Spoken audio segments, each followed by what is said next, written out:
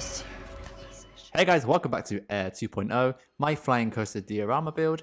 And as you can tell from the title and from the thumbnail of today's video, I'm going to be doing this nice little viewing platform along with a futuristic sci-fi style restaurant.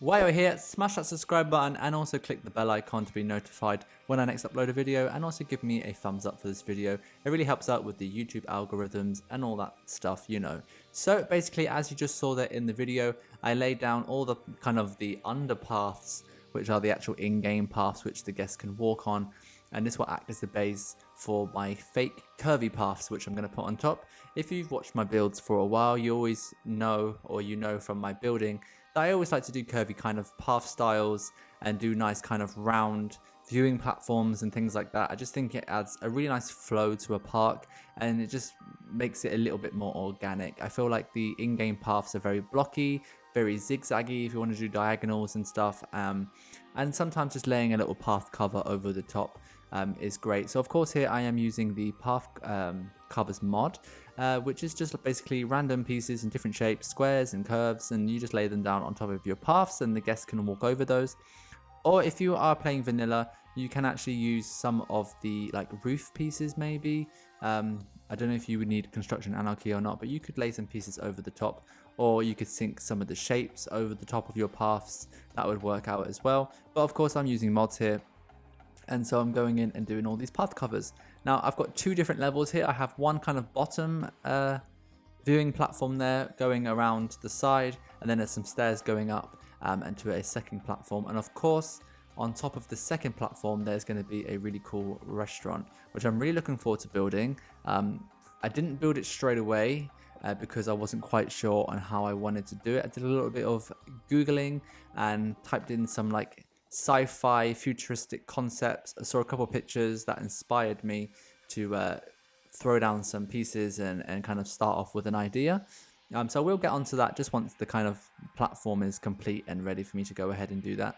But of course I'm going to be sticking to the same kind of themes I've been doing in the other parts of the map, having this futuristic sci-fi style kind of pathing and buildings, and then tying that in with all this nature, trees, rock work, foliage, and I think the combination is really, really cool. I really like it.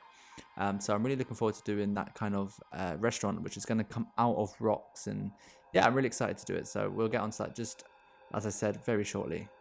So as I've mentioned before, those little in-game auto-generated fences on paths which are raised up in the air are super annoying. I don't particularly like them. You can only get rid of them if you place a different style fence on the side of that. So you could use the curb, which actually takes it away, but there is a curb there. I like to have nothing there at all and just have them completely invisible. And to do that, as you just saw, you use the kind of curved down wall piece, and if you just sink that underneath the path, it actually gets rid of the fence, but the guests can still walk over the pathing. So that's the kind of little method there. I actually think this is probably a bug which was discovered a few years ago now, but it was never taken out of the game. I think they kept it in there for these reasons, that you can use it actually to get rid of unwanted auto-generated fences. But I'm so glad that you can get rid of those fences, because I get rid of them all the time because I'm always doing my own fences, especially on these type of kind of risen platforms that I like to do within my maps. So I find the front of the of these platforms to be kind of bare, very plain looking, so I'm going to try and dress them up. So over on this side, this platform is actually held up by some pillars. So I've used the same pillars that I used on the station build, which I think ties that in together really nicely. And then down here on the bottom platform, I just think it looks a bit boring, so I'm going to change that in a second. I just wanted to add some text on the floor there as well, just tie everything in together. This is a part of the Air 2.0 themed area, so you can kind of see it's all connected. And here I've just taken away one of the walls, added in one of those structured fence pieces, which ties in with the bridge going onto the main hub island. And then I've used those same pillars again, just to kind of support that piece of viewing platform up in the air. And I'm really happy with how that looks. Changes the dynamic completely, and I really like it. And then again, I can add some more rocks and water at the bottom of it. It just makes it flow way better, rather than just having this huge kind of path platform at the one side that kind of sticks out a little bit like a sore thumb. I'm just trying to integrate it a little bit better into the rest of the map. And I think by opening up those areas there and adding some rocks and water underneath them is kind of helped that out. So I'm just covering up the stairs there with some path covers. I've changed the top platform to a slightly darker grey or blue, whatever that color is. I can't really tell. I think it looks better. It creates a bit more dynamic. It adds more kind of contrast between the two. And I've added in these shapes at the bottom as well, just to kind of make it more interesting. And this, I guess you could say, is like air molecules or something. I don't know. But yeah, I just wanted to add that in just for some design purposes. So now I'm actually going to skip ahead a little bit because I went ahead and did some glass fences around the outside using Freedom 2K, which is really long and boring to watch. But if you want to see me do that, I actually did it in the last episode. I put some glass fences around the main hub circle in the middle of the coaster. And it's basically just the same method, the same thing. I'm going to do it around the whole of the top platform as well. It just takes a really, really long time, and I wasn't using the gizmo at this time when I was doing this, and the gizmo mod actually really helps you with Freedom 2K to speed up the process, but of course I wasn't using it, so it took me longer than I wanted to, which is why I've not really shown you that today, because it's, like I always say, like that's something I just find really boring to watch. So also, I'm taking those pillars that taper in smaller at the bottom, which I used on the hub as well, and I've just put those around the wall there on the top platform, just to, again, tie that in together, but also I think it just makes it a little bit more interesting to look at, rather than those walls just being plain. And of course, I've skipped ahead a little bit again, but I've just added in some foliage, some trees, some bushes, changed the terrain color there on the floor. Just thought I'd show you a little bit of that. I'm just kind of getting an idea now of how this kind of restaurant area is going to kind of fit into the rest of the map. Trees definitely helps tie it all in together as well, so I'm really happy with how that's looking. I've gone with 3 of the same tree styles, and I'm just going to use those 3 throughout the whole map. I always find sticking to 3 trees looks okay. Any more than 3 different tree styles starts to look a bit crazy, I find. That's kind of just like a method or a rule that we use within these games. But of course, I'm not saying you can't use more than 3. If you wish to use more than 3, go ahead.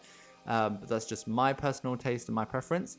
So now getting on to the actual restaurant itself. Before I actually built the restaurant, I went ahead in an empty sandbox and just played around with a few pieces to give myself an idea, so that while I was building this on camera, I wasn't searching around for pieces for hours, you know, so I knew exactly what I was going to do. So I've taken a floor cover, tilted it 45 degrees, and that's going to be like the front of the restaurant, or the side even.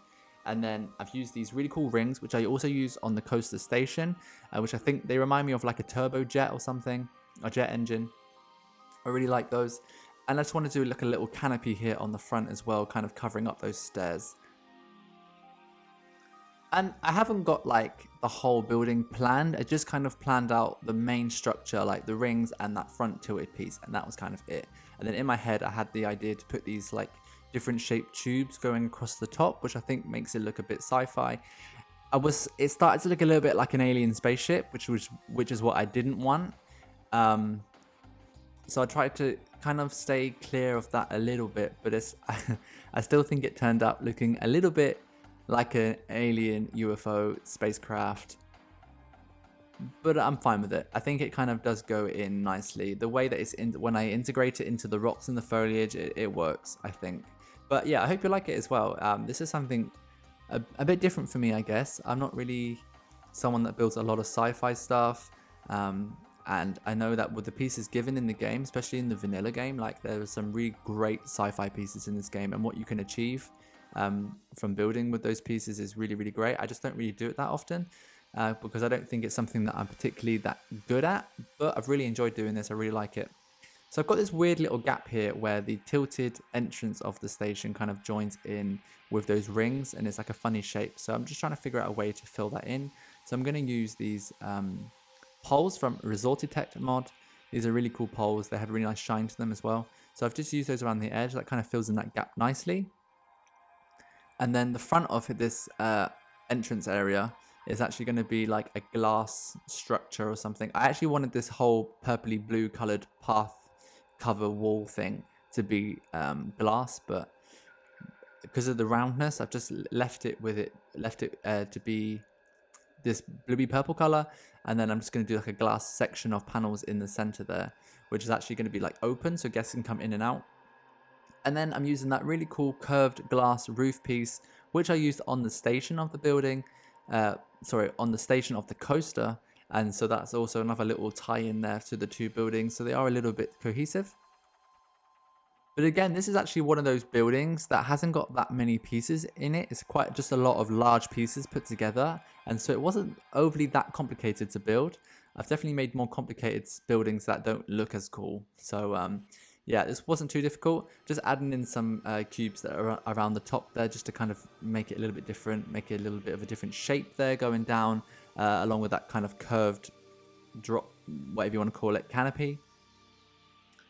And then of course I need to start integrating this into some rocks. So I'm going to use the same rock style that I used on the other rock structures throughout the coaster, and just kind of adapt it to this building. So have it looking like those rocks are kind of coming over the top, and having this futuristic sci-fi looking restaurant building really kind of coming out of those rocks. So just gonna start plopping down some rocks. I keep tilting the rocks constantly by pressing spacebar, so that when you put the rocks down, they're all not facing the same direction, because that can look really weird when you do that if you don't rotate your rocks constantly. And with Freedom 2K, of course, I've got it set to 45 degrees. So every time I rotate a rock, it rotates 45 degrees. So they always look different, even though it's the same rock. That's just like a little thing that I picked up from other players, actually, from seeing what they did. It's just not something I really paid attention to in the beginning when I started playing these games or building. And then I realized, you know, that when you have rocks all facing the same way, it looks a little bit lazy, like you couldn't really be bothered to place them properly, or just not very inspiring. And so if you keep rotating them, it definitely just changes the look of those rocks a little bit. So really recommend doing that if you're doing lots of rock work. And yeah, so I'm just adding in those flat rocks as well in between all the rocks, just to really make it look different, and also it really ties them in with the other rocks. So I'm just going to show you around now a little bit in real time. I've left you a couple screenshots as well at the end, including a nighttime shot, so enjoy that. Give me a thumbs up, don't forget to subscribe, and also if you want to support me, head over to my Patreon, where you can join for €3 a month, and you can just support me there as a creator and get behind the scene looks at what I'm up to, what I'm building, and you get early access to my videos. Big shout out to the current Patreons on my Patreon. Thank you guys, appreciate it so much, and I'll see you all next time for another episode here on my channel. Bye.